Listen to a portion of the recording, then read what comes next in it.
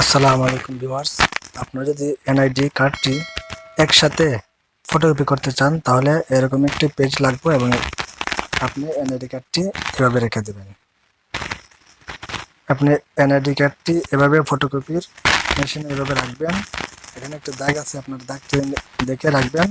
রাখার পরে এরকম সাইজের একটি কাগজ হাতে নিয়ে বাইপাস এদিকে পেপারটি রেখে দিবেন। বাইপাসের দিকে রাখার পরে আপনারা চলে আসবেন ডিসপ্লেতে আসার পরে আপনারা অপশন যাবেন A5-R। এই যে দেখুন সামনে A5-R, এটাতে আসার পরে আমরা ইয়েস দেব। ইয়েস দেওয়ার পরে এই যে এনআইডি রয়েছে, এনআইডিতে চাপ দেব। চাপ দেওয়ার পরে এটা স্ক্যান হবে। স্টার্ট দেওয়ার পরে আমরা স্টার্ট দিলাম। এখন আমাদের এনআইডির প্রথম এপিট যেটা রয়েছে সেটি স্ক্যান হবে। দেখুন set back of ID card. আমরা এখন আইডি কার্ডের ব্যাক সাইডটি আমরা কী করবো, এখন উল্টিয়ে দেব।